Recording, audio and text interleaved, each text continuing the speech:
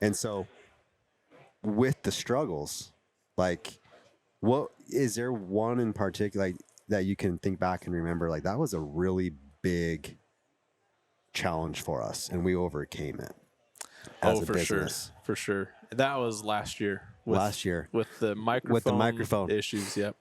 I remember that. I lost so much sleep over that. Like, it was miserable. Yeah. You wouldn't have known by the YouTube video that you put out. I remember watching that YouTube video and thinking, oh man, I think this is kind of a big deal, but you were calm, cool, and collected. No one knows on the inside what was going on. So tell us about that. So, we'd launched the new radios last year, and everything that we had done from the product development side, we thought we had bulletproofed it even more than the first radio. Yeah. And the first radio was really good. Like, we had very few issues with it. And we even took it a step further with things, So we thought this radio was going to be so solid. Mm-hmm. And that's how we pitched it. We were selling it that way and yada, yada. And, the first big storms of the season hit, and it was the next Monday we get into the office and we had I don't know, a dozen or so customers calling in or emailing or whatever. Like, hey, my mic froze over. And we're like, what? Because we never had this problem before. Yeah. It was like, one-off case. That's what we thought. We were like, okay, this is just kind of a fluke. Maybe it was weird conditions or something. So we just kind of let it go. I was like, I don't really know what to make of this yet. And then the next weekend hits, and last year it was there's storms every week. Every week, oh yeah. And so the next weekend comes around, and that Monday morning, more customers calling in, their mics aren't working. I'm like, oh shoot. At this point, I'm starting to realize we might have something here. So we started reaching out to them all and okay, send us your radios back to us. And we started going through them, and that's tough. It was because if that's their only radio. Yeah. Well, and the other thing is, I felt sick about it because literally people, I take it very seriously that people trust us to give them a product that gives them communication in the backcountry, which to me is a huge safety issue. Yeah. And so, they're trusting us with that, expecting it to be able to work in the elements that we say it works in, and we start having all these issues, and it made me sick. Yeah. Yeah. So anyway, we started going to town with, radios that people were sending back and, talking to other people all over the place, trying to figure out what was going on. We're trying to replicate issues here in Utah.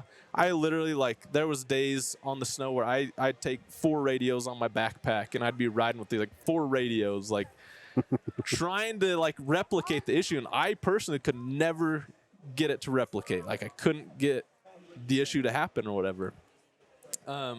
But this issue just kept going on. Every Monday we'd get to the office and it was we'd have, a bunch of customers reaching out. It was a real problem. And just trying to figure out what was going on. Eventually, if you watch the videos and stuff, we figured out that it was the wind issue that was causing the problem with the design. Anyway, we were able to solve it and fix it all. And we were able to fix everybody's, radios and stuff, and took care of everybody. You got a frog skin cover for it, ship those out to customers, right? Yep.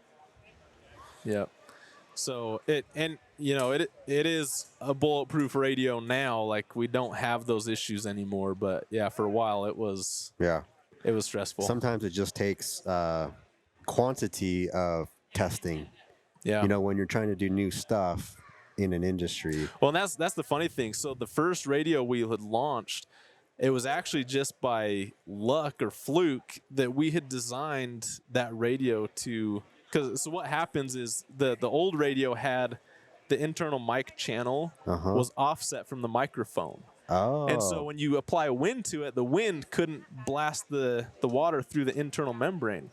But what we found is the new radios, it was more of a direct shot into the microphone. So it was pushing moisture in. You apply the wind, and the wind would blast it. Even though we had an internal membrane over the microphone, it would blast you get the wind funneled in there, and it would blast it through the membrane and freeze the mic.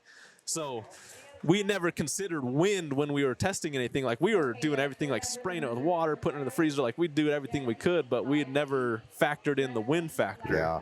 And then, after doing tons and tons of testing, just trying to get to the bottom of it, literally a month and a half into the season trying to figure out what's going on, we finally figured out, it's the wind that's Yep. blowing it through. And it's more so when, when people would see ice on their mic, like I would never blow on my mic. Like I would just let it go there and I could still talk with ice to it. But some people would see the ice build up and they would blow on their radio. And what they're doing, they blow on the radio and it blasts the water through the membrane. So anyway, we were able to figure that out and fix the problem.